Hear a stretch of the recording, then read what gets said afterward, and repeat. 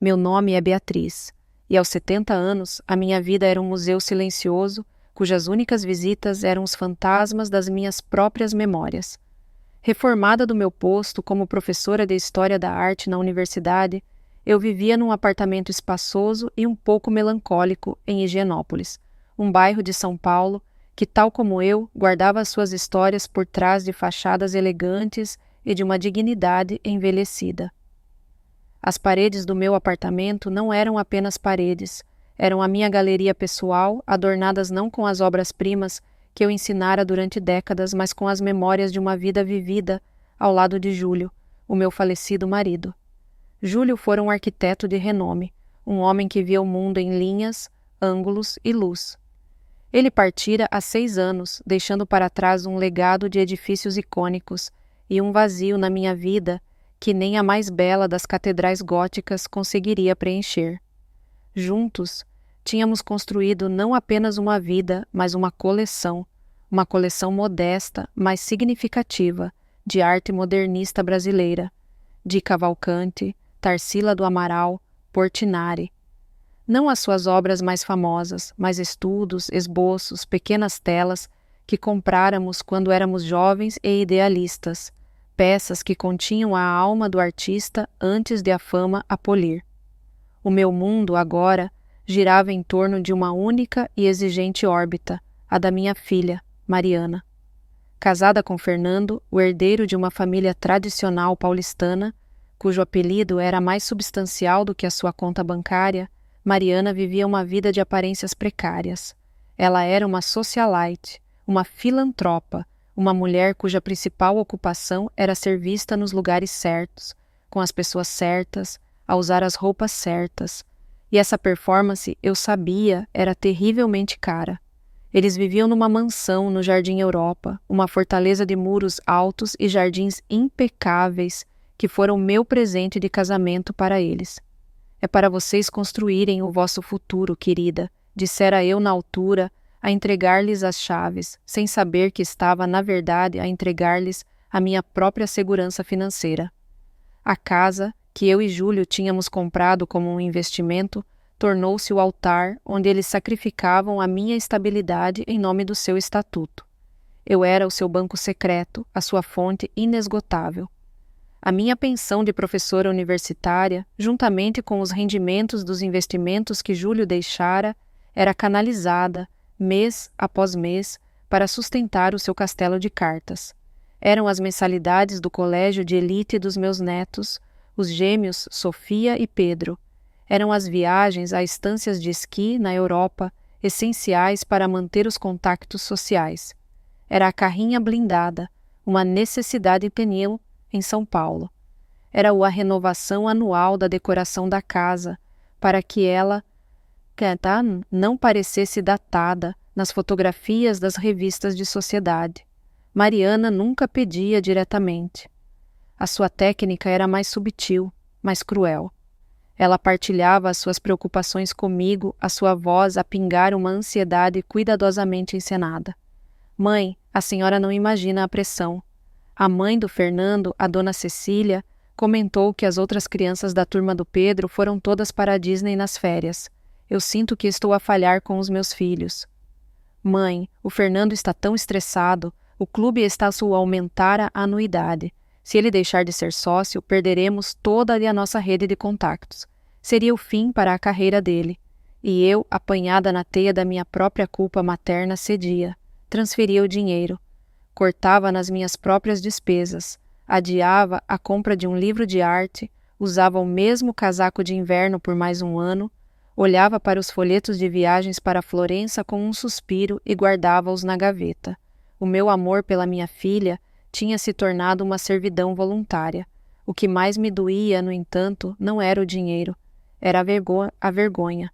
Mariana tinha vergonha de mim. Vergonha da minha origem, da minha vida simples. Eu era filha de um sapateiro e de uma costureira, imigrantes portugueses que construíram uma vida com as suas próprias mãos. Eu tinha orgulho da minha história. Para Mariana, que se casara com uma família que traçava-lhe a sua linhagem até aos barões do café, a minha história era uma mancha, uma nódoa no seu currículo social impecável. Ela nunca me convidava para os seus jantares importantes. Nas raras ocasiões em que eu era incluída num evento familiar, recebia instruções prévias, como uma atriz a receber o seu guião. Mãe, por favor, não fale sobre o avô ser sapateiro. Diga-lhe apenas que ele era um artesão de couro. E, por favor, não use aquele seu vestido estampado. É muito colorido. Tente algo mais neutro. Cinzento ou bege. Eu obedecia. Tornava-me mais pequena, mais cinzenta, mais neutra, para não ofuscar o brilho da sua vida perfeitamente encenada. Eu era a sua parente pobre, a sua obrigação embaraçosa, tolerada apenas porque a minha conta bancária era indispensável. A casa deles, a casa que eu lhes dera, era o seu templo, e as paredes desse templo eram adornadas com a minha coleção de arte. Quando se mudaram, eu sugeri, na minha ingenuidade, que as pinturas ficariam maravilhosas naquelas paredes altas e brancas. É um empréstimo, claro, dissera eu, até vocês começarem a vossa própria coleção. Eles nunca começaram a sua própria coleção. A minha tornou-se a deles. Nas entrevistas que Mariana dava para revistas de decoração, ela falava com uma autoridade de conhecedora sobre o nosso de Cavalcante, ou a fase antropofágica da nossa Tarsila. Ela nunca mencionava que as pinturas eram um empréstimo da sua mãe, artesã de couro. As minhas pinturas, tal como o meu dinheiro, tinham sido absorvidas pela sua identidade, tornadas parte da sua fachada. Eu vivia num estado de negação funcional. Sabia que a situação era insustentável, que a minha filha me estava a usar, que o meu genro me desprezava. Mas a alternativa, o confronto, a ruptura, a solidão final, era demasiado assustadora. E assim, eu continuava a desempenhar o meu papel, a financiar a minha própria irrelevância, a aplaudir a peça de teatro em que eu era a única personagem que não sabia que estava a ser enganada. O altar das aparências que eles construíram era magnífico. Mas eu estava a começar a perceber que a única pessoa a ser sacrificada nesse altar era eu. A cada transferência bancária, a cada vestido estampado guardado no armário, a cada história de família silenciada, eu estava a oferecer um pedaço da minha alma. E sentia, com um pavor crescente, que em breve não restaria mais nada para dar. O pavor crescente que se instalara na minha alma, a sensação de que em breve não restaria mais nada de mim para dar, tornou-se o meu companheiro constante nas semanas que se seguiram. Eu movia-me pelo meu apartamento como uma sonâmbula, a desempenhar as tarefas da minha vida. Regar as plantas, preparar as minhas refeições solitárias, tentar encontrar consolo nas páginas dos meus livros de arte, mas a minha mente estava noutro lugar. Estava presa no altar das aparências que a minha filha construíra à espera do sacrifício final. A chamada de Mariana chegou numa terça-feira de manhã. Eu estava-lhe a tentar pintar uma aquarela de um ipê roxo, mas as minhas mãos tremiam ligeiramente e as cores misturavam-se na paleta, a criar um tom lamacento e indefinido, um reflexo do meu estado de espírito. Mãe? A voz dela ao telefone era um fio de seda, tecida com uma doçura artificial que eu aprendera a desconfiar. Está ocupada? Nunca para ti, querida, respondi a pousar o pincel. Oh, que bom! Olhe, eu sei que não temos passado muito tempo juntas ultimamente e eu sinto tanto a falta das nossas conversas. A mentira era tão descarada que era quase uma obra de arte. As nossas últimas conversas tinham sido monólogos dela sobre as suas dificuldades financeiras, pontuados pelos meus suspiros de resignação e pelo clique do rato do meu computador a fazer mais uma transferência. Estava-se a pensar, continuou ela, a sua voz a baixar para um tom de confidência. O tio Valdemar vem almoçar cá no próximo domingo. O tio Valdemar. O nome pairou no ar como uma nuvem de tempestade. Valdemar era o irmão mais velho do pai de Fernando, o patriarca da família, um homem que transformara a herança de café dos seus antepassados num império financeiro discreto, mas imenso. Era um homem de poucas palavras, de um conservadorismo rígido e de um olhar que parecia avaliar o valor de tudo e de todos. Ele era o guardião do nome da família, o juiz silencioso do seu sucesso.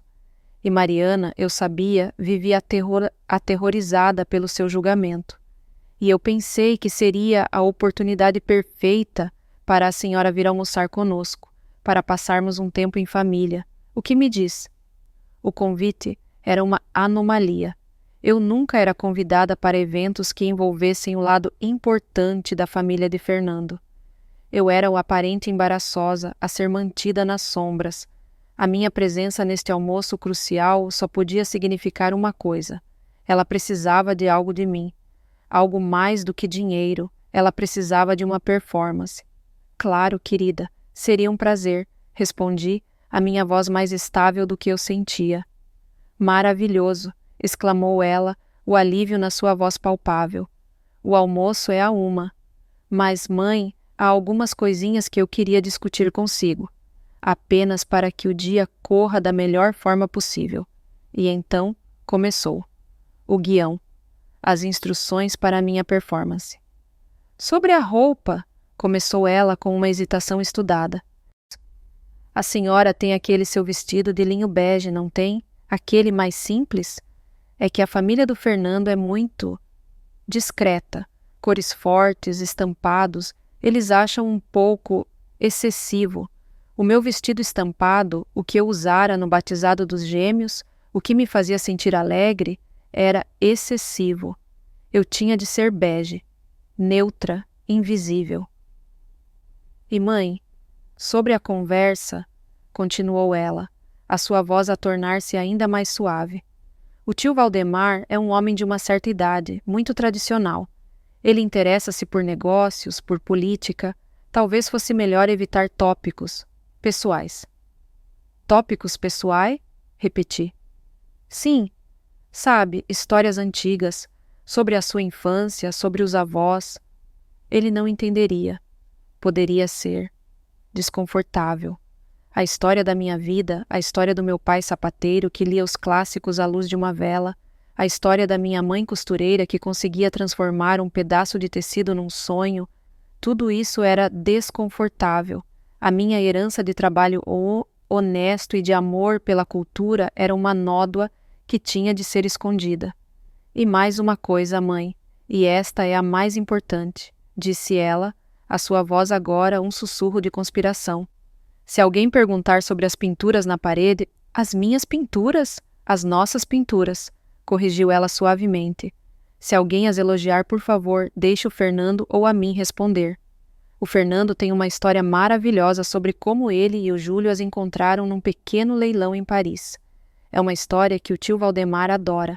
A mentira era tão completa, tão perfeitamente construída, que me deixou sem ar. Eles não tinham apenas se apropriado da minha coleção, tinham inventado uma proveniência para ela, uma história que me apagava completamente e que reescrevia o meu falecido marido como um parceiro nas suas fantasias de grandeza. Apenas sorria e concorde sim, mãe, concluiu ela, a sua voz a voltar ao tom de filha carinhosa. Será um dia maravilhoso. É tão importante para o futuro do Fernando, para o futuro dos meninos. Desliguei o telefone, as suas instruções a ecoarem na minha cabeça. Veste-te de bege. Fica em silêncio. Sorri. Concorda. Mente. Torna-te um fantasma. Sentei-me no meu apartamento silencioso, rodeada pelas minhas memórias, pelas minhas cores, pela minha história, e senti uma tristeza tão profunda, tão avassaladora, que se transformou em algo parecido com paz. A paz da resignação. Eu faria o que ela pedia, desempenharia o meu papel. Seria a atriz perfeita na sua peça. Porque o amor de uma mãe, eu percebi naquele momento, era uma forma de loucura. Uma loucura que nos faz acreditar que, ao nos apagarmos, estamos a ajudar os nossos filhos a brilhar. Passei o resto das semanas a preparar-me para a minha performance. Fui ao fundo do meu armário e encontrei o vestido bege. Era um vestido que eu nunca usava, porque a sua cor me fazia sentir desbotada, invisível. Era perfeito. Pratiquei o meu sorriso neutro em frente ao espelho. Um sorriso que não revelava nada, que não pedia nada. No domingo de manhã, Vesti-me como uma freira a caminho de um sacrifício. O vestido bege, sapatos discretos, sem joias, exceto a minha aliança de casamento. Olhei para o meu reflexo. A professora de arte, a mulher que amava cores e histórias, tinha desaparecido. Em seu lugar estava uma senhora idosa, anônima, inofensiva, perfeita para o altar das aparências de Mariana. Enquanto eu me preparava para sair, o meu olhar pousou numa pequena tela encostada à parede do meu escritório, uma que eu nunca tivera a coragem de emoldurar. Era um pequeno estudo a óleo que Júlio pintara, anos atrás. Era um retrato meu, no nosso jardim, a rir, com o cabelo ao vento e a usar o meu vestido estampado mais escandaloso. Debaixo da sua assinatura ele escrevera: "A minha Beatriz, nunca deixes que te tornem bege." Lágrimas brotaram-me dos olhos. Lágrimas pela mulher que eu fora, pela mulher em que me tornara. Com um gesto rápido e impulsivo, peguei numa pequena tesoura da minha caixa de costura e cortei um minúsculo pedaço da tela, um canto que continha apenas o azul vibrante do céu. Dobrei-o e coloquei-o no bolso do meu vestido bege. Seria o meu segredo, a minha pequena e silenciosa rebelião. Um pedaço de céu azul no meio de um dia cinzento. Ninguém o veria, mas eu saberia que estava lá. E de alguma forma, isso era o suficiente para me dar a força para enfrentar o que vinha a seguir. O domingo chegou com um céu de um azul pálido e sem nuvens, o tipo de dia que, em tempos, me teria enchido de uma alegria tranquila. Mas, enquanto eu conduzia o meu carro modesto pelas ruas arborizadas do Jardim Europa em direção à casa que fora minha, sentia apenas um peso no estômago, a ansiedade de uma atriz a caminho de uma audição para um papel que desprezava. Eu era a Beatriz Bege, a mãe neutra, a história por contar. No bolso do meu vestido, o pequeno quadrado de tela azul, o fragmento do meu retrato pintado por Júlio, era o meu único e silencioso ato de rebelião. A mansão, ao longe, parecia um postal. A fachada neoclássica, os jardins perfeitamente cuidados, os carros de luxo estacionados em frente. Era um altar impecável, dedicado ao Deus das aparências. E eu era o sacrifício do dia. Um empregado de uniforme abriu-me a porta. O interior da casa estava fresco e silencioso, o ar impregnado de um aroma caro de lírios brancos. Mariana veio receber-me, não com o abraço de uma filha, mas com o olhar rápido e avaliador de uma diretora de cena a verificar o figurino de uma figurante. "Mãe, está ótima", disse ela, a sua voz um sussurro, discreta, perfeita. Ela pegou no meu braço e guiou-me em direção ao terraço dos fundos, onde os outros convidados estavam reunidos. "Lembre-se, sim?" Sorria. "Concorde. E por favor, sem histórias." O terraço era uma extensão da sala de estar, um espaço elegante com móveis de vime branco e almofadas de um tom de azul náutico. Os convidados eram exatamente como eu imaginara, um pequeno grupo de pessoas cuja riqueza era tão antiga que se tornara uma segunda pele. Havia o tio Valdemar, o patriarca, sentado numa cadeira de vime como se fosse um trono, a observar tudo com os seus olhos pequenos e astutos. Havia o seu filho, primo de Fernando, um homem de meia idade com um ar de tédio aristocrático. E as suas esposas, mulheres de uma elegância estudada, cujas conversas flutuavam entre o último leilão de arte e as dificuldades de encontrar bons empregados. Fernando fez as apresentações. "Tio Valdemar, esta é a mãe da Mariana, a Beatriz." Valdemar olhou para mim, o seu olhar a percorrer o meu vestido bege, os meus sapatos simples. Ele acenou com a cabeça, um gesto mínimo, antes de se virar novamente para o seu copo de uísque. Eu fora vista, avaliada e descartada em menos de 5 segundos. Sentei-me numa cadeira um pouco afastada, como me fora instruído pelo olhar de Mariana. Tentei tornar-me o mais invisível possível. Ouvi as suas conversas, um murmúrio de nomes de lugares que eu só conhecia dos livros, de marcas que eu não reconhecia, de problemas que me pareciam absurdamente triviais. O almoço foi servido na grande mesa de jantar, sob o lustre de cristal. A comida era impecável, servida por empregados silenciosos, mas não tinha sabor. Era comida para ser admirada, não para ser desfrutada. Eu comia em silêncio, a lembrar-me das instruções de Mariana. Usei os talheres de fora para dentro, mantive o meu guardanapo no colo. Sorri e assenti quando alguém se dirigia a mim. Era uma performance exaustiva. Mariana, sentada no lado oposto da mesa, observava-me como um falcão.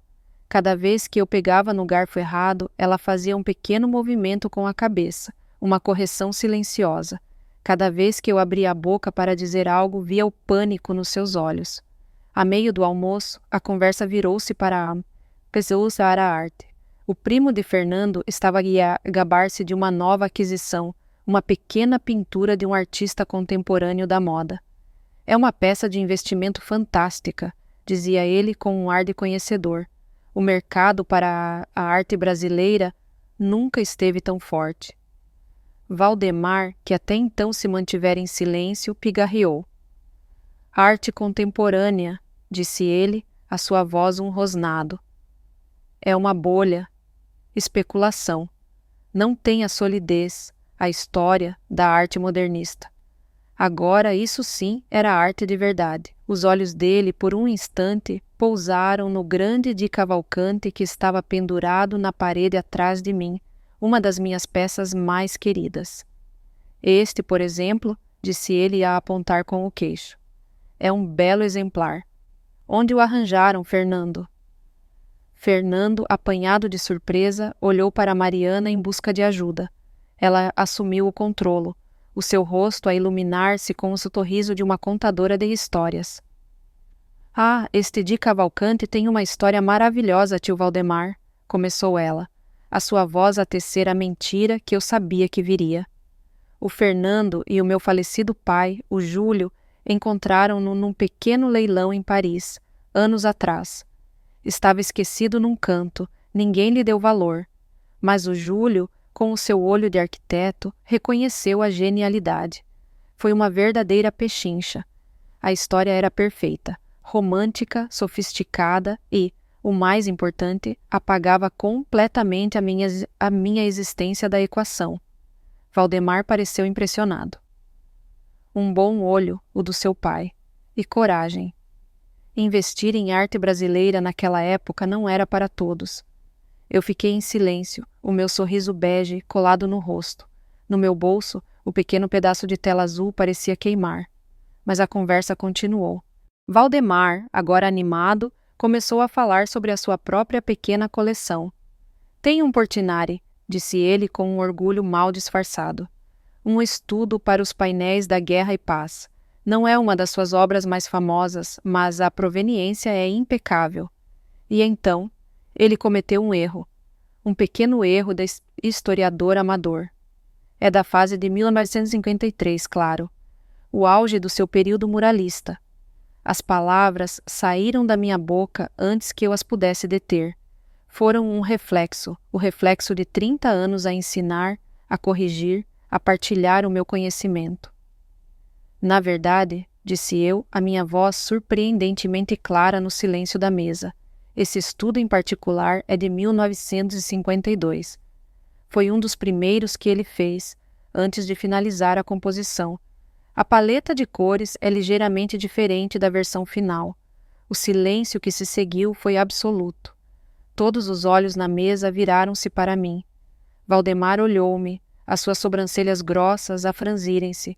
Mariana olhou para mim, e nos seus olhos eu vi não apenas pânico, mas uma fúria assassina.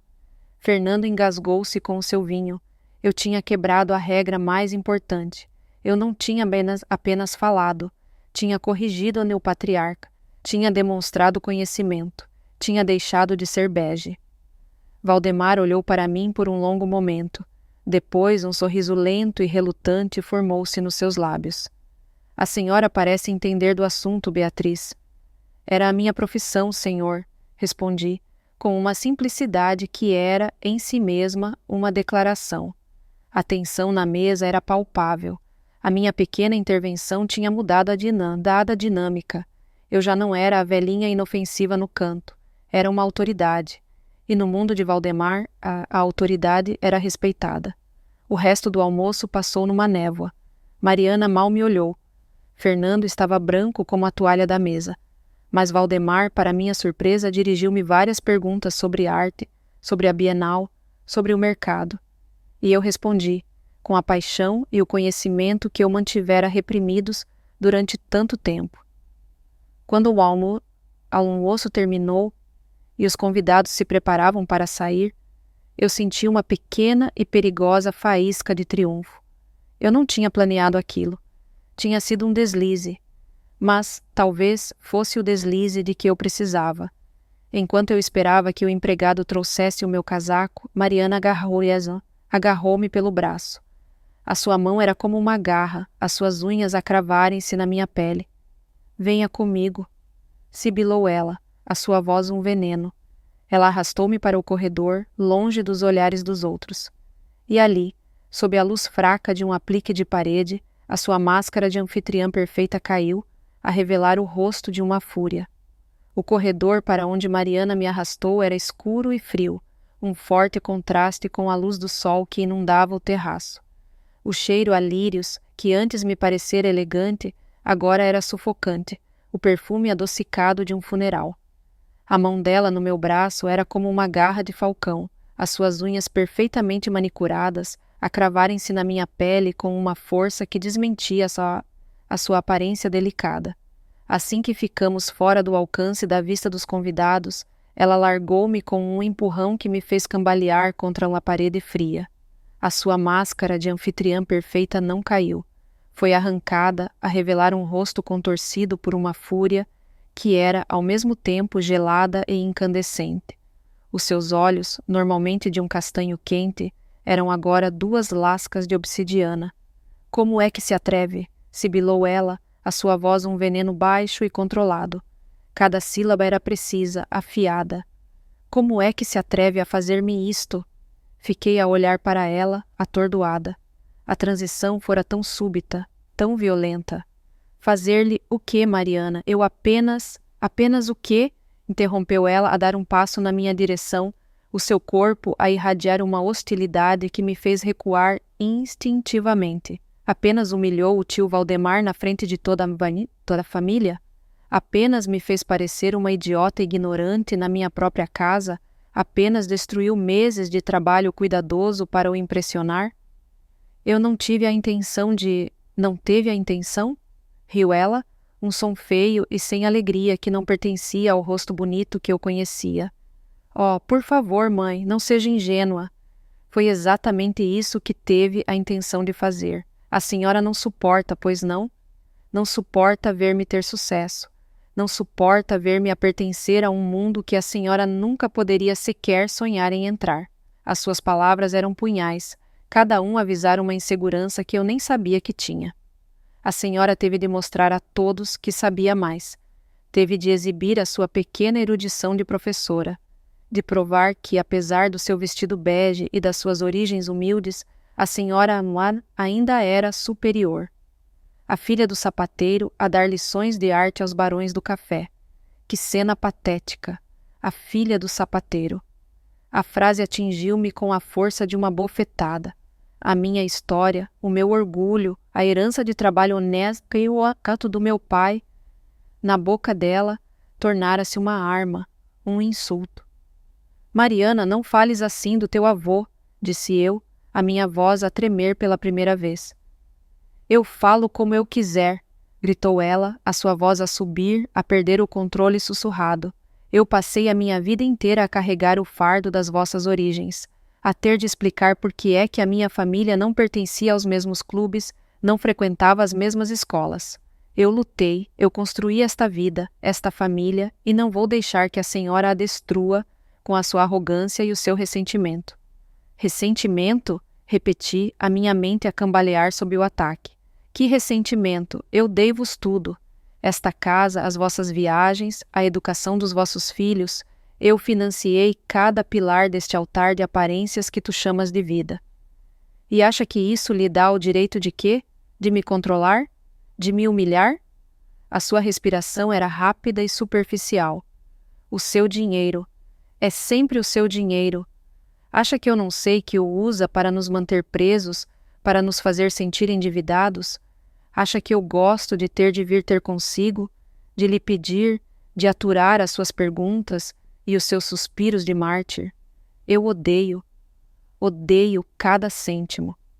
Mas eu faço, porque é o preço que tenho de pagar para dar à minha família o que eles merecem. Ela estava agora a centímetros de mim, o seu rosto uma máscara de ódio. E nos seus olhos eu vi uma verdade terrível. Ela não me via como sua mãe. Via-me como a sua carcereira, a sua fonte de humilhação, o obstáculo que, paradoxalmente, também era a sua única fonte de sustento. E ela odiava-me por isso. Odiava-me pela sua própria dependência. Eu dei-te tudo por amor, Mariana, sussurrei, o meu coração a partir-se em 1000 pedaços. Amor? Cuspiu ela. A senhora chama a isso amor? O seu amor é um fardo, é um lembrete constante de onde eu vim, do que eu não sou. O Fernando, a família dele, eles são a minha verdadeira família. Eles entendem a importância do nome, da tradição, de pertencer, algo que a senhora, com os seus livros e as suas aquarelas, nunca entenderá. E então, ela proferiu as palavras que se tornariam a linha divisória da minha vida, o momento que separaria o antes do depois. Ela deu um passo atrás, como um juiz a preparar-se para proferir uma sentença. A sua voz, agora, não era zangada, era fria, absoluta, final. A senhora arruinou tudo, a sua necessidade de ser o centro das atenções, de provar que é mais inteligente, estragou o dia mais importante para o futuro desta família. A senhora não sabe qual é o seu lugar. Ela fez uma pausa e o seu olhar varreu-me de cima a baixo, o meu vestido bege, a minha expressão de choque. E então, com uma clareza que me gelou até os ossos, ela disse: "Você já não faz parte da nossa família. Saia. Saia." A palavra, tão pequena, tão simples, atingiu-me com a força de uma explosão. O corredor pareceu inclinar-se. As paredes pareceram ondular. O ar tornou-se rarefeito, impossível de respirar. Fiquei a olhar para ela, para o rosto da minha filha, e vi uma estranha, uma mulher fria e implacável que me olhava não com raiva, mas com uma indiferença final. "O quê?" Foi a única palavra que consegui formar. "Ouviu-me", repetiu ela, a sua voz um chicote. "Pegue no seu casaco e saia da minha casa, agora." Da minha casa. A casa que eu lhe dera. Eu não discuti, não implorei. A mulher que faria isso, a Beatriz que se desculparia, que tentaria consertar as coisas, essa mulher morrera naquele corredor. O choque tinha cauterizado essa ferida, deixando para trás apenas uma dormência vazia. Virei-me como uma autômata. Caminhei de volta em direção à entrada. Os convidados restantes, o tio Valdemar e a sua família, estavam de pé, a preparar-se para sair. Eles viram-me aproximar-me, viram a minha expressão, viram a figura furiosa de Mariana no corredor atrás de mim. E com a discrição instintiva dos da sua classe, eles desviaram o olhar, fingiram não ver, fingiram não ouvir. O empregado segurava o meu casaco bege. Vestiu. As minhas mãos moviam-se, mas eu não as sentia. Caminhei em direção à porta da frente, a porta que eu atravessara tantas vezes com bolos de aniversário e presentes de Natal. Cada passo era um esforço. Ao passar por Fernando, que estava de pé perto da porta, branco como um fantasma, ele não me olhou nos olhos. Apenas olhou para um ponto vago por cima do meu ombro. A sua cobardia era tão ruidosa como os gritos da sua esposa. Saí para a luz do sol da tarde. O ar estava quente, mas eu sentia um frio que vinha de dentro, um frio que congelava o meu sangue. O manobrista trouxe o meu carro. Entrei, as minhas mãos a moverem-se por memória, a ligar o motor, a colocar o cinto de segurança. Enquanto eu me afastava da casa, olhei uma última vez pelo espelho retrovisor. Vi Mariana na porta, a observar-me a ir, a sua silhueta recortada contra a luz. A sua expressão não era de arrependimento, era de alívio. O problema fora removido. O altar estava limpo. Conduzi sem rumo as ruas de São Paulo a passarem por mim como um filme desfocado. As palavras dela ecoavam na minha cabeça, um loop cruel. Você já não faz parte da nossa família. Saia. Eu fora excomungada, expulsa do único clã a que alguma vez pertencera. A minha identidade como mãe, como avó, fora-me revogada. Eu era uma apátrida emocional. Não sei como cheguei ao meu apartamento. Não me lembro de estacionar o carro, de subir no elevador, de abrir a porta. A próxima coisa de que me lembro é de estar sentada no chão do meu escritório, no escuro, o pequeno quadrado de tela azul na minha mão. E pela primeira vez naquele dia, as lágrimas vieram. Não lágrimas de tristeza. Lágrimas de uma fúria tão profunda, tão primitiva, que pareciam vir das próprias fundações da minha alma. Eles tinham me tirado a minha filha, a minha família, a minha casa, tinham me tirado ele o meu passado e o meu presente. Mas ao fazê-lo, eles tinham me dado algo em troca. Tinham me dado o futuro, um futuro livre das suas expectativas, da sua ganância, da sua crueldade. Um futuro em que a única pessoa a quem eu devia lealdade era a mim mesma. A Beatriz Begg estava morta e enterrada. E do seu túmulo, outra mulher estava a começar a erguer-se. Uma mulher que segurava um pequeno pedaço de céu azul na mão e que estava prestes a desencadear uma tempestade. A fúria que me consumiu enquanto eu conduzia para longe daquela casa não era uma chama quente e crepitante. Era gelo. Um bloco de gelo a formar-se lentamente à volta do meu coração, a congelar a dor, a transformá-la numa clareza perigosa. As ruas do Jardim Europa, com as suas mansões silenciosas e os seus muros cobertos de era, pareciam um cenário de um filme estrangeiro, uma realidade da qual eu fora permanentemente expulsa. Você já não faz parte da nossa família. Saia. A voz de Mariana era um eco, uma gravação presa num loop infinito na minha mente. Conduzi sem rumo durante o que pareceram horas. O sol da tarde descia no céu, a pintar as nuvens de São Paulo, com tons de laranja e violeta, uma beleza que os meus olhos viam, mas que a minha alma não conseguia sentir. O meu corpo funcionava em piloto automático, as minhas mãos a segurar o volante, os meus pés a pressionar os pedais, mas a minha mente estava lá deriva num mar de traição. Eu dei-lhes tudo. A frase repetia-se, não como uma autopiedade, mas como um facto frio e clínico. A casa, o dinheiro, a minha coleção de arte, a minha história, o meu silêncio. E em troca eles tinham me dado o exílio, tinham me declarado uma apátrida no meu próprio clã. Quando finalmente parei o carro, não estava em frente ao meu apartamento em Higienópolis. Estava num bairro diferente, mais antigo, mais modesto. Estava na Vila Madalena, em frente a um pequeno prédio de 3 andares, com uma fachada de azulejos desbotados e varandas de ferro forjado. Era o lugar onde tudo começara. O primeiro apartamento que eu e o Júlio tínhamos comprado, quando éramos jovens, cheios de sonhos e com muito pouco dinheiro. Depois de nos mudarmos para a casa maior, eu nunca consegui vender este lugar. Tornou-se o meu refúgio secreto, a minha pinacoteca pessoal, como Júlio lhe chamava em tom de brincadeira. Era para onde eu ia quando o mundo se tornava demasiado barulhento, demasiado exigente. Era o único lugar que ainda era verdadeiramente meu, intocado pela ganância de Mariana, pela cobardia de Fernando. Subi as escadas, os meus passos a ecoarem no silêncio do prédio. A chave antiga rangeu na fechadura. Ao entrar, o cheiro familiar a livros velhos, a tinta a óleo e a pó de giz encheu-me os pulmões. Era o cheiro da minha verdadeira vida. O apartamento era pequeno, quase um estúdio. As paredes estavam forradas com estantes do chão ao teto, a abarrotar, não com as edições de luxo que eu tinha na minha biblioteca em Higienópolis, mas com os meus livros de trabalho, catálogos de exposições, biografias de artistas, tratados sobre teoria da cor.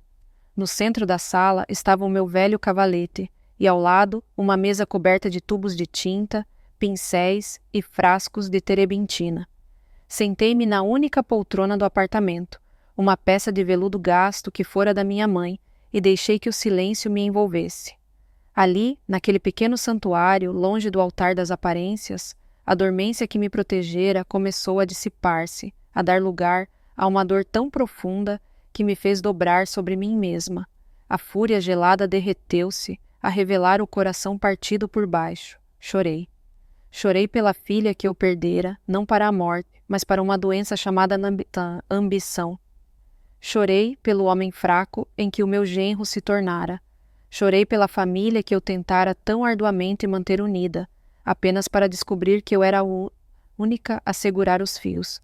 E no meio das minhas lágrimas, olhei para a estante, para uma secção específica a que continha os livros mais preciosos de Júlio.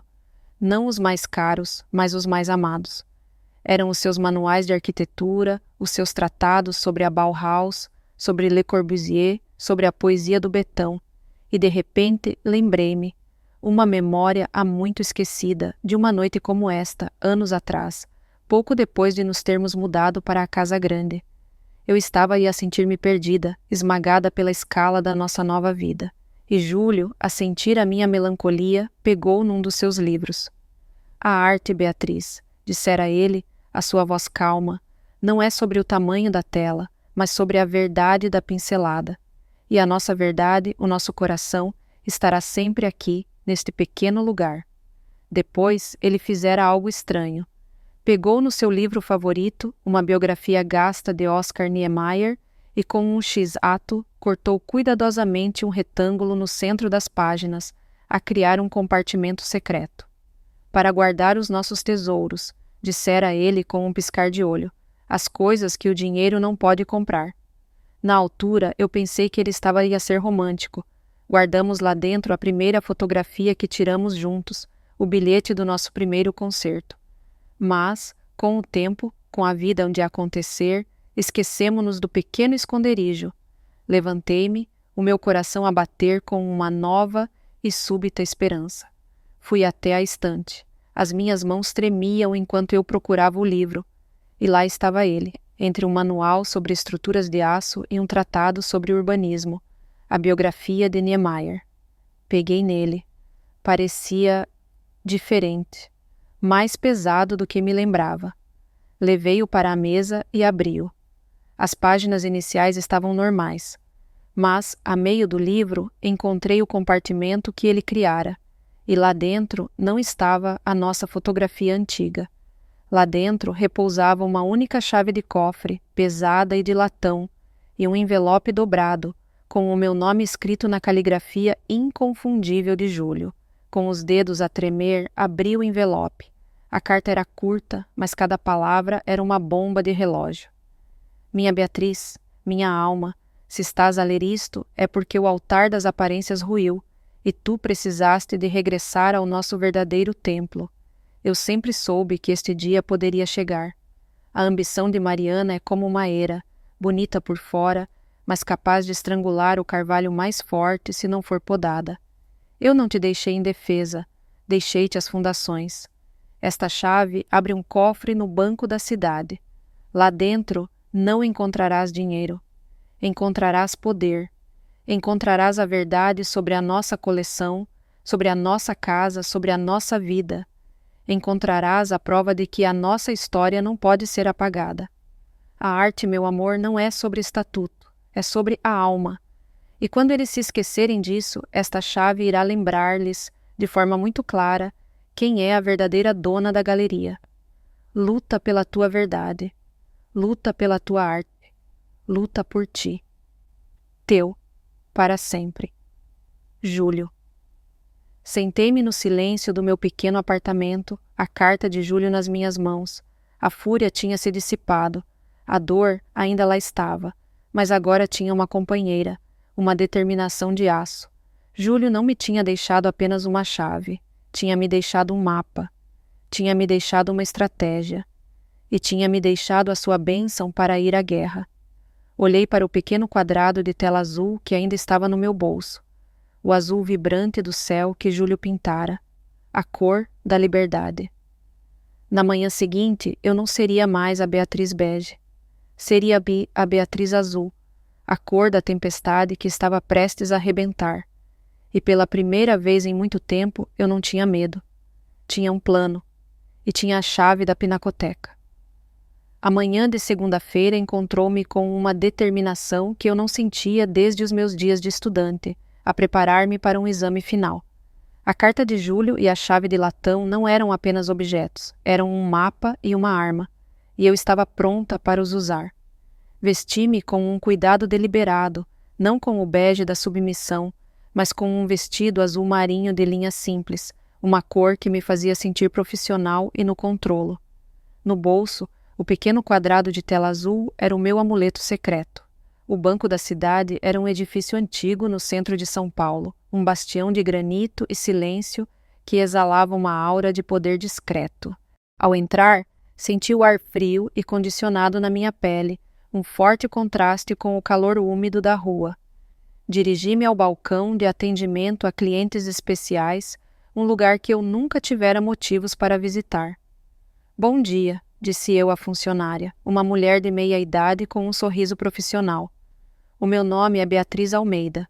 Tenho uma chave para um cofre de segurança. Entreguei-lhe a chave. Ela examinou-a, depois olhou para o meu nome no seu sistema. A sua expressão mudou subtilmente de uma cortesia padrão para um respeito cauteloso. Ah, sim, dona Beatriz. Estávamos à espera do seu contacto. Por favor, acompanhe-me. Ela guiou-me por um corredor silencioso, forrado a madeira escura, até uma porta pesada de aço. A sala dos cofres era como eu imaginara, fria, silenciosa e intimidante. O funcionário que nos acompanhou usou a sua chave mestra em conjunto com a minha, e a pequena porta do cofre 734 abriu-se com um clique satisfatório.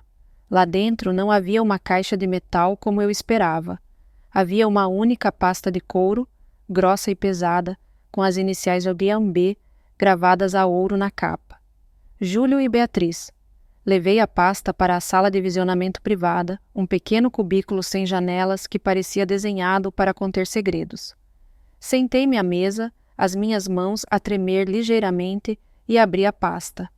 O que encontrei lá dentro não foi apenas poder, foi a história secreta da minha própria vida. Júlio, o meu marido, o arquiteto idealista que parecia viver apenas para a beleza das suas criações, era um gênio financeiro. A pasta estava cheia de documentos, relatórios de investimentos, extratos de contas offshore, títulos de propriedade. Ele tinha construído, ao longo de 30 anos, um império silencioso, uma fortaleza financeira que ele nunca me revelara. Não por falta de confiança, eu percebi agora, mas para me proteger. Para me proteger da cobiça que ele, com a sua visão aguçada da natureza humana, vira-o a crescer na nossa própria filha. Mas a revelação mais chocante estava numa secção da pasta rotulada: Fundação Júlio e Beatriz para a Preservação da Arte Brasileira. Os documentos eram complexos, cheios de jargão legal, mas a essência era clara. Anos antes, Júlio tinha criado uma fundação privada. E um por um, ele tinha transferido os nossos bens mais preciosos para essa fundação. A nossa coleção de arte modernista pertencia à fundação. O apartamento em Higienópolis onde eu vivia pertencia à fundação. E a mansão no Jardim Europa, a casa que eu pensava ter dado a Mariana e Fernando, pertencia, legal e inequivocamente, à fundação. Eu não era apenas uma viúva com alguns investimentos. Eu era a presidente vitalícia e única diretora de uma fundação multimilionária. Mariana e Fernando não eram os proprietários da sua casa, eram, na melhor das hipóteses, inquilinos. Inquilinos que viviam sem pagar renda numa propriedade que, em última análise, era controlada por mim. Sentei-me no silêncio daquela sala fria, a magnitude da estratégia de Júlio a assentar sobre mim como um manto pesado. Ele não me tinha deixado apenas uma herança, tinha me deixado um exército. Tinha me deixado um tabuleiro de xadrez onde todas as peças poderosas eram minhas. A carta final na pasta explicava-e a sua lógica. Minha Beatriz, se estás a ler isto, é porque a era venenosa da ganância tentou sufocar o nosso carvalho. Eu via-a crescer, querida. Vi como a Mariana se transformou, como a influência da família de Fernando a corrompeu, e sabia que um dia eles olhariam para ti não como uma mãe, mas como um recurso a ser explorado. Eu não podia lutar a tua batalha por ti. O amor de uma mãe é uma força que não obedece à lógica, mas podia dar-te as armas. A fundação é o teu escudo e a tua espada. A casa onde eles vivem, a arte que eles exibem como sua. Tudo te pertence, não como pessoa, mas como guardiã de um legado. Eles não têm poder nenhum, apenas a ilusão de poder que tu lhes permitiste ter. Agora a escolha cara é tua.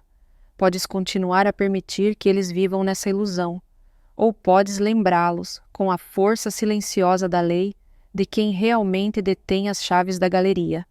Seja qual for a tua decisão, sabe que eu confio no teu julgamento. Tu não és bege, meu amor. Tu és a cor mais vibrante que alguma vez conheci. Teu para sempre, Júlio. Fechei a pasta. As lágrimas que chorei não eram de dor. Eram de uma gratidão tão profunda que parecia que o meu coração ia arrebentar. Ele não me tinha abandonado. Mesmo na morte, ele estava ali a proteger-me, a acreditar em mim. Saí do banco, não como a mulher que entrara. Entrei como uma viúva confusa. Saí como a presidente de uma fundação. A minha dor não desaparecera, mas agora tinha um propósito. A minha fúria não se dissipara, mas agora tinha uma direção. Naquela tarde, reuni-me com os advogados que Júlio nomeara nos documentos da fundação. Eram os melhores, uma equipa de especialistas em direito fiscal e imobiliário. Eles receberam-me com um respeito que eu não sentia há anos. Para eles, eu não era a mãe da Mariana. Era a dona Beatriz, a sua cliente, a mulher no comando. O que deseja fazer, dona Beatriz, Penhel? Perguntou o advogado principal, o Dr. Carvalho.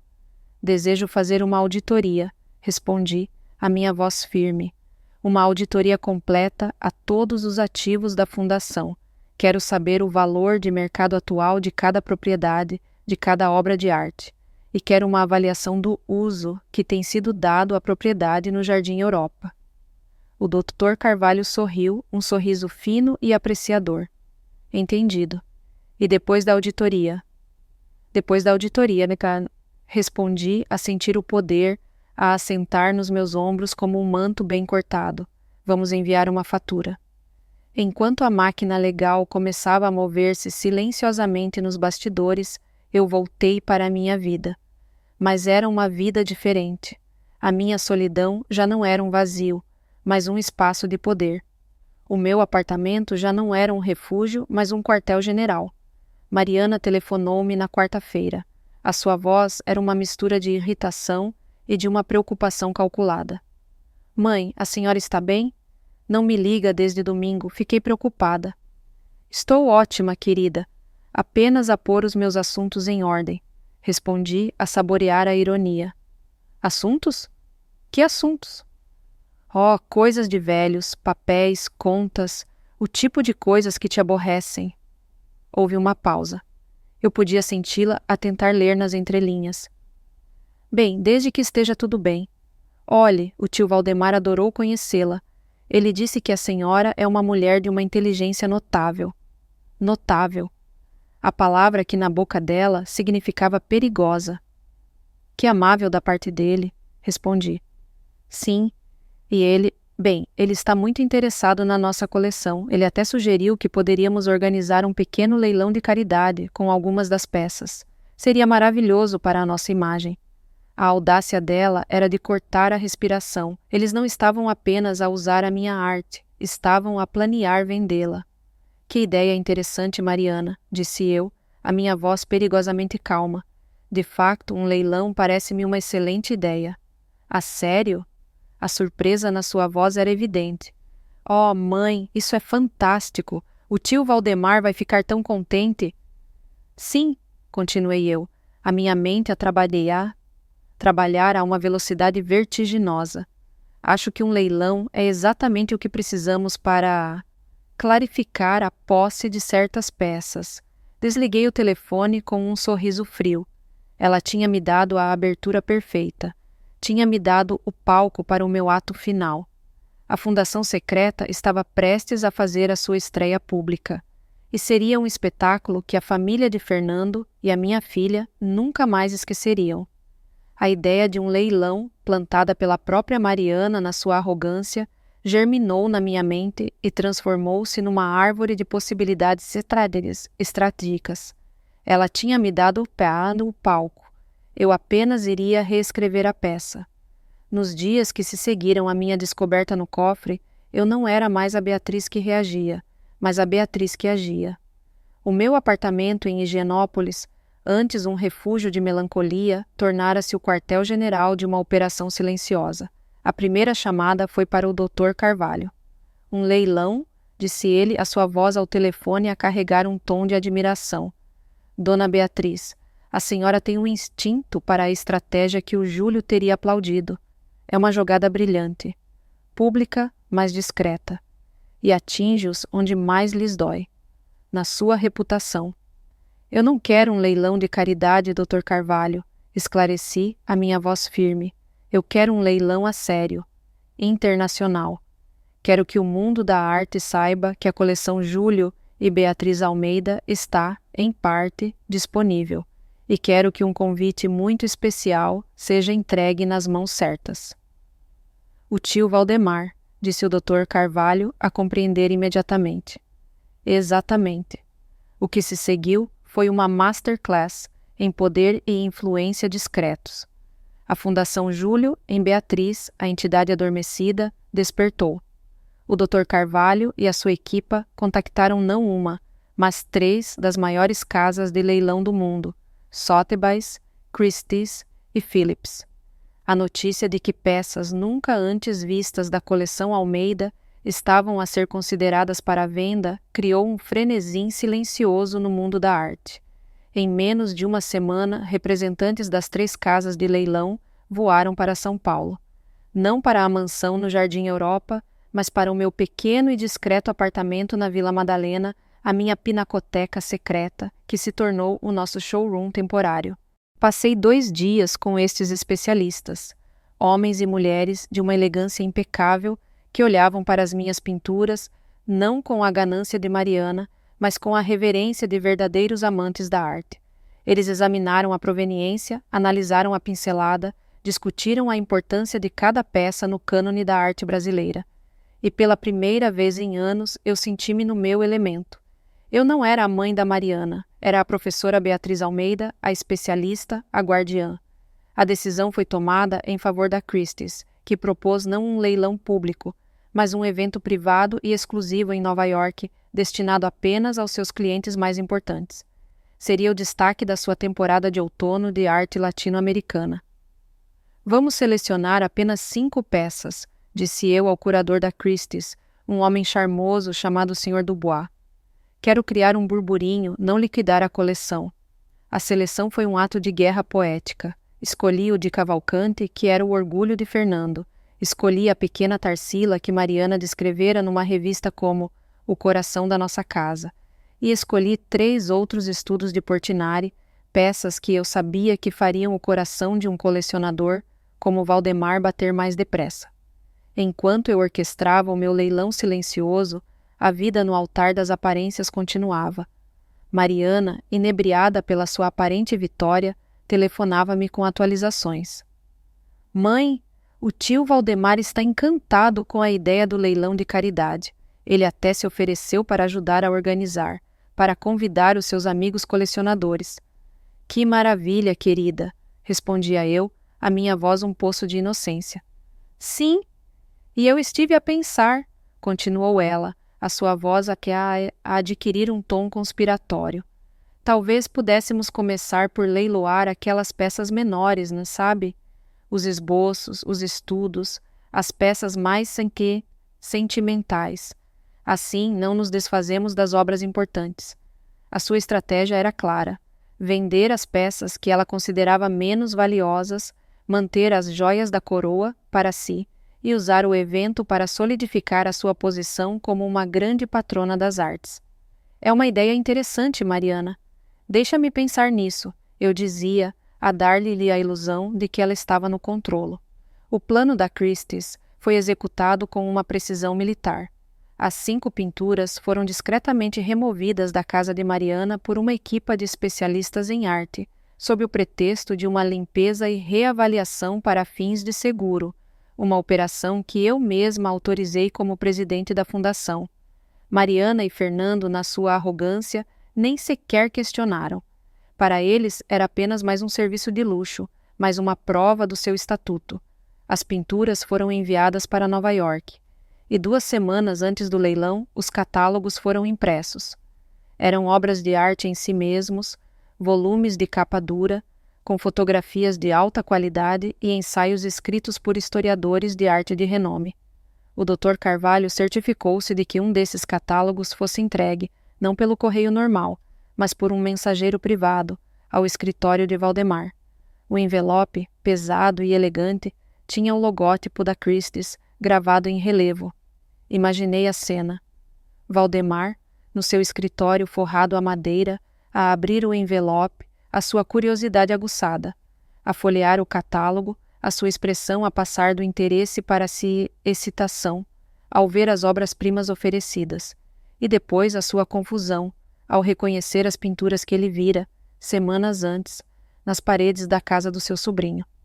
A minha imaginação não estava longe da realidade. A chamada de Valdemar para Fernando, segundo me contou mais tarde uma fonte improvável, foi breve e glacial. Fernando, recebi um catálogo da Christie's, um leilão privado em Nova York. Eles estão a vender o teu Di Cavalcanti.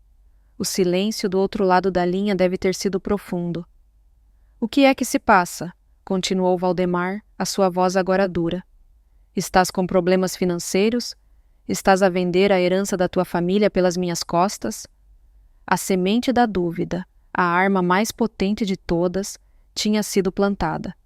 A base do altar das aparências, a confiança da família, começara a rachar.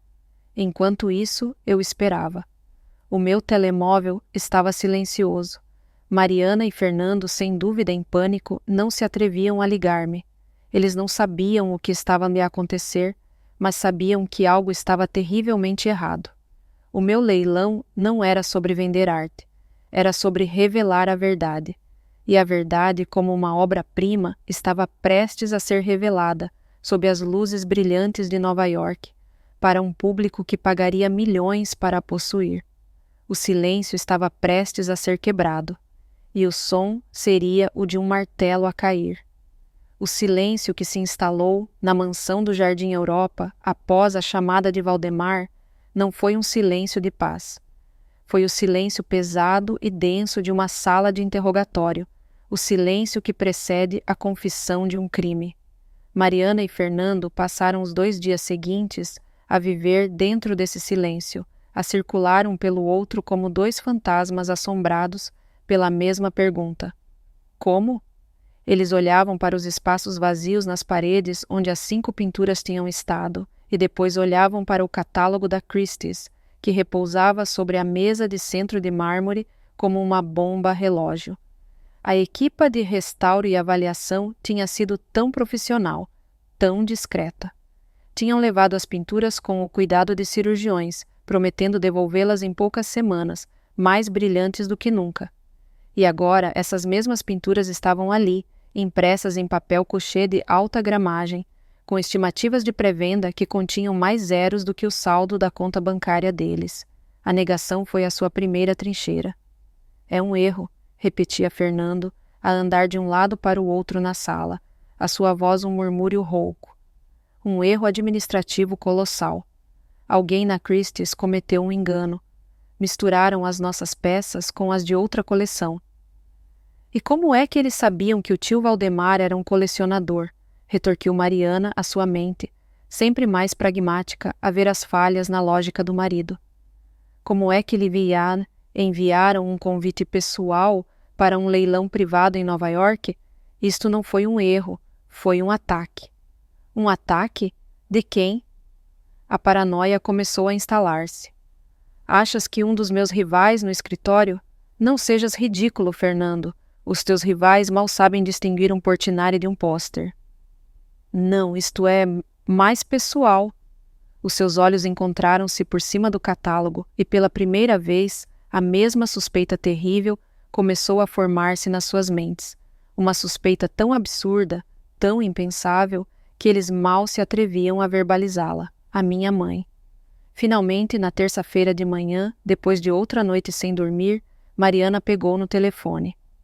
A sua mão tremia ligeiramente.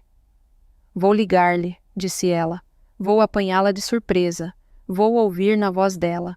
Eu estava no meu pequeno apartamento na Vila Madalena a regar as minhas orquídeas quando o telefone tocou. Vi o nome de Mariana no ecrã e respirei fundo. O jogo estava a começar. Querida, disse eu, a minha voz a pingar a doçura de uma avó a fazer compota. Que surpresa agradável! Estava mesmo a pensar em ti. Mãe, a voz dela era tensa, controlada. Aconteceu uma coisa muito estranha. Oh, céus, está tudo bem? Os meninos estão bem? Sim, eles estão bem. É outra coisa. O tio Valdemar ligou ao Fernando. Aparentemente, ele recebeu um catálogo de um leilão da Christie's, em Nova York. E por algum motivo bizarro, algumas das nossas pinturas estão no catálogo. Eu fiz uma pausa a injetar a quantidade perfeita de confusão na minha voz. As vossas pinturas? No catálogo da Christie's? Mas isso é impossível. Que honra! Quer dizer, que erro estranho. Devem estar a usar fotografias de arquivo ou algo assim. É o que nós pensamos, disse Mariana, a sua voz a sondar, à procura de uma fissura na minha performance. Mas o tio Valdemar diz que são as nossas, o Di Cavalcante, a Tarsila. A Tarsila? Exclamei eu, com uma falsa indignação. Mas essa pintura é o coração da vossa casa, que absurdo. Vocês já ligaram para a casa de leilões? O Fernando está a tentar, mas só consegue falar com assistentes que não sabem de nada. Dizem que a coleção é privada. Que pesadelo, querida, disse eu, a minha voz cheia de simpatia. Eu não consigo imaginar o estresse. Há algo que eu possa fazer para ajudar? O silêncio do outro lado foi a minha resposta. Ela não sabia o que fazer comigo. A minha performance de avó confusa e solidária era inatacável. Ela não podia acusar-me de nada sem parecer louca. Não, mãe, está tudo bem, disse ela, finalmente. Nós vamos resolver. Era só para a manter informada. Nos dias que se seguiram, o pânico deles intensificou-se. A pressão de Valdemar era implacável. Ele não queria desculpas, queria uma explicação. A honra da família, a estabilidade do seu patrimônio estava em jogo. A ideia de que o seu sobrinho pudesse estar a vender secretamente os bens da família era para ele um anátema. Mariana e Fernando, encurralados, fizeram o que as pessoas desesperadas fazem. Contrataram um advogado. Um advogado caro, especialista em arte, que lhes cobrou uma fortuna apenas para lhes dizer o que a Christie's já lhes tinha dito. A coleção era privada, a sua proveniência, confidencial, e a casa de leilões não tinha obrigação legal de lhes fornecer qualquer informação. Eles estavam a lutar contra um fantasma com recursos ilimitados e um conhecimento profundo da lei. A revelação, quando chegou, não foi através de um telefonema ou de uma carta, foi através do próprio catálogo. Numa noite de desespero, a folhear o volume pela 100ª vez, o olhar de Fernando pousou, pela primeira vez, não nas fotografias, mas nas letras pequenas, na secção detalhada de cada lote, por baixo da descrição da obra e da biografia do artista, havia uma pequena linha em itálico, uma linha que eles, na sua pressa e no seu pânico, nunca tinham lido com atenção. A linha dizia: proveniência, coleção da Fundação Júlio e Beatriz Almeida. Fernando ficou a olhar para as palavras, a sua mente a recusar-se a processá-las. Fundação Júlio e Beatriz Almeida. O que era aquilo? Ele pegou no seu computador portátil e, com os dedos a tremer, pesquisou o nome no Google. O primeiro resultado era um site simples, elegante, profissional. O logótipo era uma estilização das iniciais de A e B, e na página Sobre Nós, a história que ele estava lá, contada numa prosa calma e factual. A Fundação Júlio e Beatriz Almeida é uma instituição privada, sem fins lucrativos, criada em 1998 pelo falecido arquiteto Júlio Almeida, com o objetivo de preservar e promover a arte modernista brasileira. O seu acervo, constituído pela coleção pessoal de Júlio e Beatriz Almeida, é um dos mais significativos do seu gênero em mãos privadas. E depois a secção que fez o mundo de Fernando parar. Conselho de Administração, Beatriz Almeida, presidente vitalícia e diretora executiva. Ele deixou cair o computador portátil no tapete caro. O som foi abafado, mas para ele soou como o fim do mundo. Mariana, chamou ele, a sua voz um sussurro rouco. Ela entrou na sala, os seus olhos vermelhos de chorar. O que foi? Encontraste alguma coisa? Ele não conseguiu falar. Apenas apontou para o ecrã do computador caído no chão. Ela pegou nele. Leu. E o seu rosto, que já estava pálido, tornou-se uma máscara de cera. Eles não eram os donos. Nunca tinham sido. Eram apenas os zeladores. Os curadores involuntários de uma coleção que pertencia a uma entidade poderosa e misteriosa.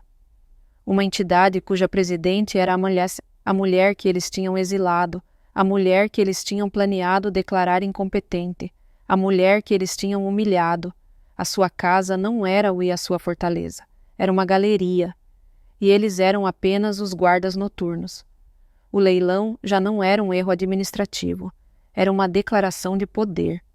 Uma jogada de mestre num jogo que eles nem sabiam que estavam a jogar. O catálogo, que repousava sobre a mesa, já não era uma ameaça, era uma sentença. E eles, os mestres das aparências, estavam prestes a descobrir que a sua maior dívida não era com o tio Valdemar, era com a filha do sapateiro, e ela estava prestes a cobrá-la, com juros. A descoberta da Fundação Júlio e Beatriz Almeida não foi uma revelação, foi uma detonação. A explosão nuclear que se seguiu à leitura daquela página web desintegrou o altar das aparências, deixando para trás apenas o pó e a cinza da sua arrogância. Passaram o resto da noite e o dia seguinte num estado de pânico febril, a alternar entre acusações mútuas e tentativas desesperadas de encontrar uma saída. Como é que tu não sabias, Mariana? Sibilava Fernando, a sua voz um chicote de desprezo. É a tua mãe, a tua família, tu devias saber. E tu, retorquia ela, os seus olhos a faiscar de fúria. Tu, o grande advogado, o homem de mundo, foste enganado durante anos a viver numa casa que não era tua, rodeado de arte que não te pertencia. Foste o curador de um museu sem sequer o saberes. Eles ligaram ao seu advogado, o especialista em arte, que depois de uma breve investigação, lhes deu a notícia que eles já temiam. A fundação era real. Era legalmente inatacável. E eu, a presidente, tinha o poder absoluto sobre todos os seus ativos. Encurralados, eles fizeram a única coisa que lhes restava. Vieram ter comigo. Apareceram no meu pequeno apartamento na Vila Madalena na terça-feira à noite. Não traziam champanhe, nem propostas. Traziam o cheiro a medo. Mãe, começou Mariana, a sua voz despojada de toda a sua arrogância habitual, agora pequena e trêmula. Nós vimos o site, a fundação. Eu estava sentada na minha poltrona de veludo a bebericar um chá de camomila. Olhei para eles por cima da chávena com uma expressão de surpresa inocente. A fundação? Ah, sim. A Fundação Júlio e Beatriz. O projeto de estimação do Júlio. Ele passava horas a planear. Eu mal me lembrava disso. Coisas de papéis, sabes como é. A minha performance de viúva distraída era, eu sabia, enlouquecedora. Mãe, as pinturas, gaguejou Fernando, o leilão, a senhora não pode vender as nossas pinturas. As vossas pinturas? Perguntei, a minha voz a carregar um tom de confusão. Querido, as pinturas nunca foram vossas. Foram sempre da fundação. Eu apenas vos permiti o privilégio de as ter nas vossas paredes. Pensei que as apreciariam. Aparentemente, enganei-me. Mas por que agora? Perguntou Mariana, a sua voz a quebrar-se. Por que é que estou a fazer-nos isto? Eu não estou a fazer-vos nada, Mariana, respondi, a pousar a minha chávena com uma calma deliberada. A fundação, como deves ter lido, tem um propósito: preservar e promover a arte brasileira. E os diretores da Christie's, com quem me reuni na semana passada, acham que a melhor forma de o fazer é permitir que estas obras-primas sejam vistas e apreciadas por colecionadores de todo o mundo. É uma decisão puramente curatorial. Curatorial. Usei a palavra deles, a linguagem das aparências, e atirei-lhe de volta como uma lança. Eles tentaram argumentar, implorar, ameaçar. Mas as suas palavras eram vazias. Eles não tinham poder, nem base legal, nem autoridade moral. Eram apenas dois inquilinos a tentar negociar com a senhoria do seu universo. O leilão vai avançar, disse eu, a minha voz final. E não há nada que vocês possam fazer para o impedir. Mas o meu plano não era apenas vender as pinturas. Era encenar o ato final da sua humilhação. Na quinta-feira seguinte, Mariana, num último e desesperado ato de desafio, organizou um almoço na sua casa. Convidou o tio Valdemar e o resto da família de Fernando. O seu objetivo era claro: criar uma frente unida, usar a pressão do patriarca para me forçar a recuar. Ela ia apresentar a sua versão da história, a da mãe idosa e confusa, a ser manipulada por advogados gananciosos. O que ela não sabia era que eu também tinha feito os meus convites. À 1 da tarde, a mansão do Jardim Europa estava cheia. Valdemar e a sua comitiva estavam sentados na sala de estar, os seus rostos severos, a ouvir a performance chorosa de Mariana. E ela não entende o que está a fazer, soluçava ela. Estes advogados estão a encher-lhe a cabeça de ideias, a virá-la contra a sua própria família. Foi nesse momento que a campainha tocou. O empregado abriu a porta para revelar não um, mas 5 visitantes. Eram o Sr. Dubois, o curador principal da Christie's, 2 dos seus assistentes e 2 advogados do escritório do Dr. Carvalho a segurar pastas de couro. Com licença, disse o Sr. Dubois, a sua voz a encher a sala com uma autoridade internacional. Temos uma nomeação. Viemos inspecionar e preparar os ativos da Fundação Almeida para o transporte para Nova York. Mariana ficou branca como a cal. Fernando levantou-se, a sua boca a abrir e a fechar sem som. Valdemar olhou de uns para os outros, a sua expressão a passar da confusão para uma fúria gelada. — O que significa isto? Perguntou Valdemar, a sua voz um rosnado baixo. — Significa, tio Valdemar, disse eu, a entrar na sala vinda do corredor, onde estivera a esperar pelo momento perfeito, que a peça de teatro acabou. O caos que se seguiu foi sublime. O Sr. Dubois e a sua equipa, ignorando os protestos de Mariana, começaram a sua avaliação. Moviam-se pela sala com a eficiência de uma equipa de peritos, a examinar as pinturas com luvas brancas e pequenas lanternas. — Ah, o samba de Di Cavalcanti, disse Dubois em voz alta para que todos ouvissem. Em perfeitas condições. A estimativa de pré-venda de $3 milhões parece-me conservadora. $3 milhões. Um suspiro coletivo percorreu a sala.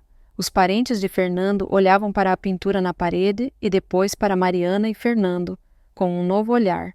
Um olhar que misturava choque e um desprezo crescente. A equipa continuou, de sala em sala, a sua avaliação pública, a despir a mentira de Mariana e Fernando, camada por camada.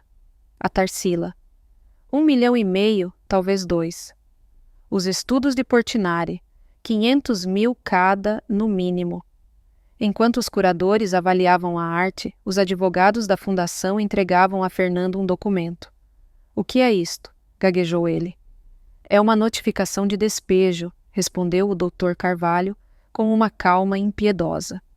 A fundação, na sua qualidade de proprietária, decidiu que esta propriedade já não serve os seus interesses. Tem 30 dias para desocupar as instalações. Foi o golpe de misericórdia. Não apenas a arte era uma mentira, mas a própria casa, o palco da sua grandeza, estava a ser-lhes tirado. Mariana finalmente quebrou. Ela não gritou. Apenas emitiu um som baixo, um gemido de um animal ferido, e depois desmaiou a cair num monte de seda cara no tapete persa que, como agora todos sabiam, não lhe pertencia. Valdemar, o patriarca, o homem cujo respeito eles tinham tentado tão desesperadamente comprar, levantou-se. Ele não olhou para a sua sobrinha desmaiada no chão, olhou para mim, e nos seus olhos eu vi não a raiva, mas um respeito relutante. A senhora joga um jogo duro, dona Beatriz, disse ele. Eu não jogo, senhor Valdemar, respondi, a minha voz calma. Eu apenas protejo o que é meu. Ele assentiu uma única vez. Depois virou-se para o seu filho e para a sua família. Vamos embora. Este já não é um assunto nosso.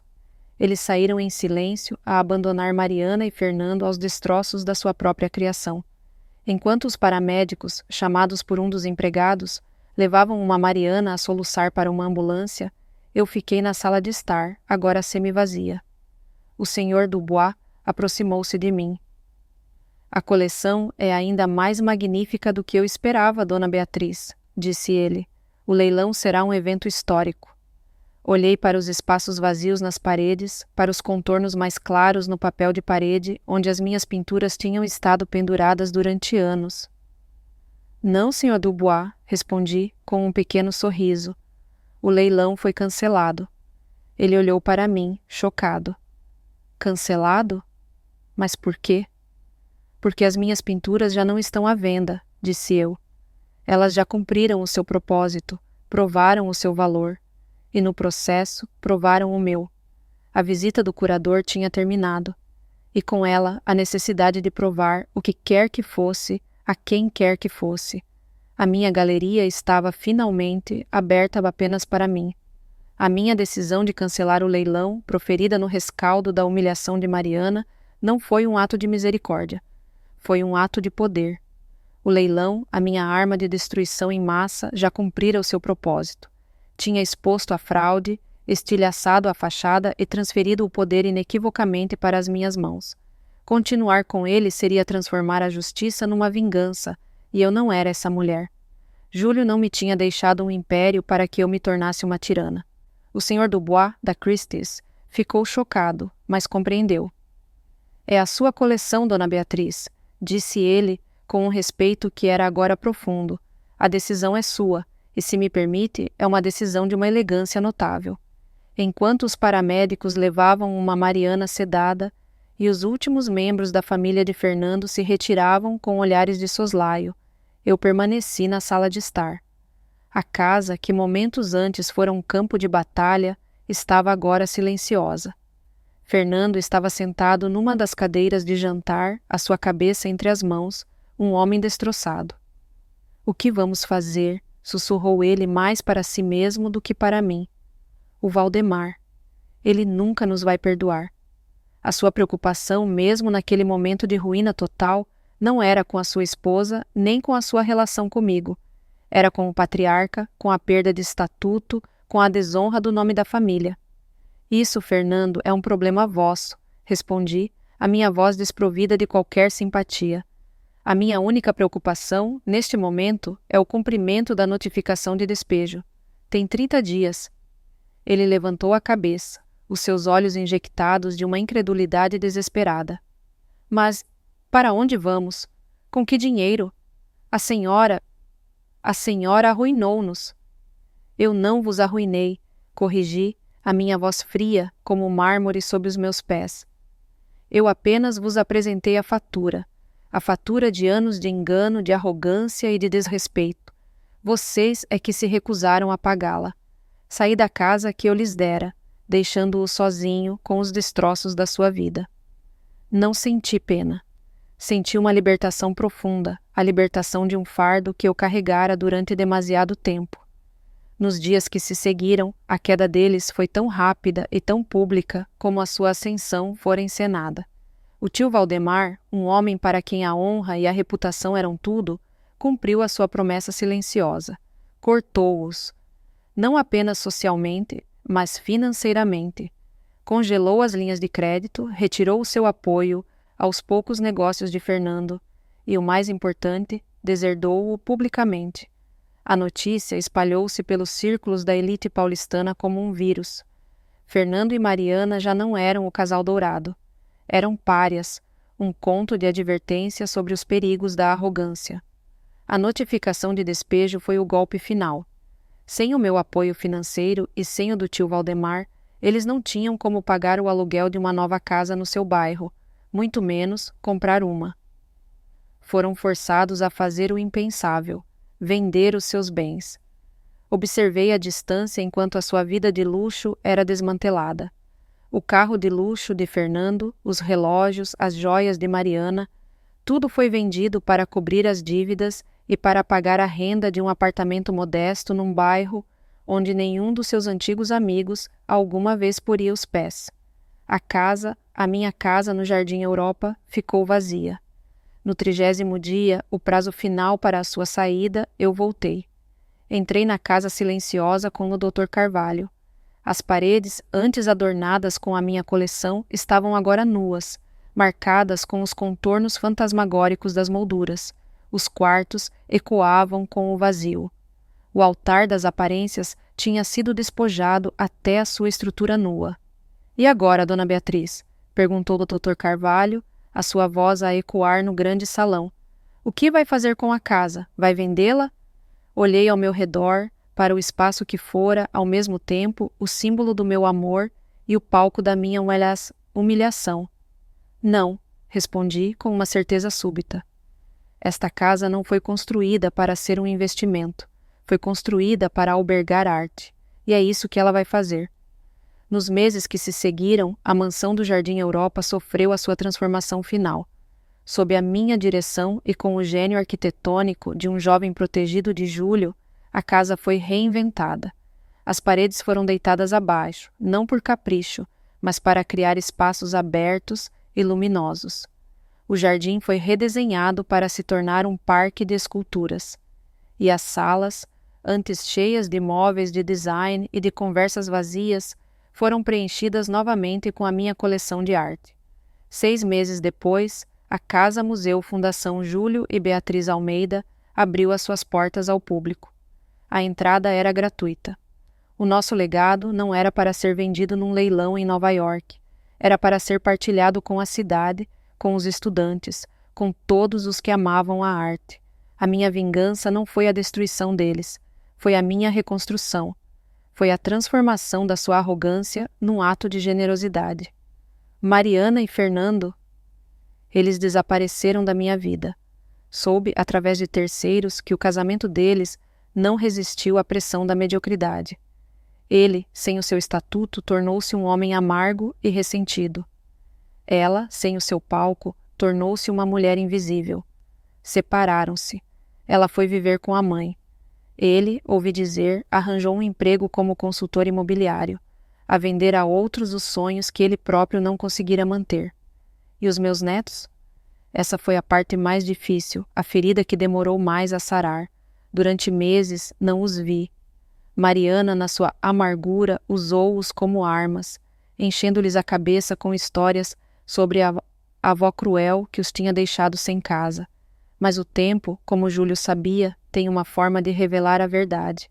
Um dia recebi uma chamada. Era o meu neto, Pedro, agora com 17 anos. Avó? A sua voz era a de um jovem, já não a de uma criança. A mãe contou-me... Bem, ela contou-me a versão dela da história durante muito tempo. Mas eu encontrei umas cartas antigas. Cartas suas para ela, dos tempos da faculdade. Cartas cheias de conselhos e de cheques. E eu acho que entendo agora. A nossa reconciliação foi lenta, cautelosa, como a recuperação de um osso partido. Mas aconteceu. Pedro e Sofia começaram a visitar-me, não na Casa Museu, mas no meu pequeno e tranquilo apartamento na Vila Madalena, o meu verdadeiro lar. E lentamente começamos a construir uma nova relação, uma que não era baseada em obrigações ou em transações, mas numa honestidade frágil e recém-descoberta. Hoje, sentada no banco do jardim da fundação, a observar um grupo de crianças de uma escola pública a olhar com espanto para o de Cavalcante, eu sinto uma paz que o dinheiro não pode comprar. A casa, que em tempos esteve vazia de amor, está agora cheia de risadas e de curiosidade. O legado de Júlio e o meu não está nas paredes, mas nos olhos daquelas crianças. Mariana? Ela nunca pediu desculpa. Talvez nunca o faça. Mas na semana passada ela fez algo mais significativo. Enviou-me um pequeno pacote pelo correio. Lá dentro estava um livro de arte, uma biografia de Tarsila do Amaral. E dentro do livro, um marcador de páginas. Era um pequeno retângulo de tela pintado com um azul vibrante, o pedaço do meu retrato que eu cortara naquele dia fatídico. Não havia bilhete, não precisava. Era uma bandeira branca, um reconhecimento silencioso, uma admissão de que, no final, a filha do sapateiro sabia mais sobre o valor da arte e da vida do que ela alguma vez saberia. A casa vazia já não estava vazia, estava cheia, cheia de arte, de risos e, o mais importante de tudo, cheia da minha própria e inabalável verdade.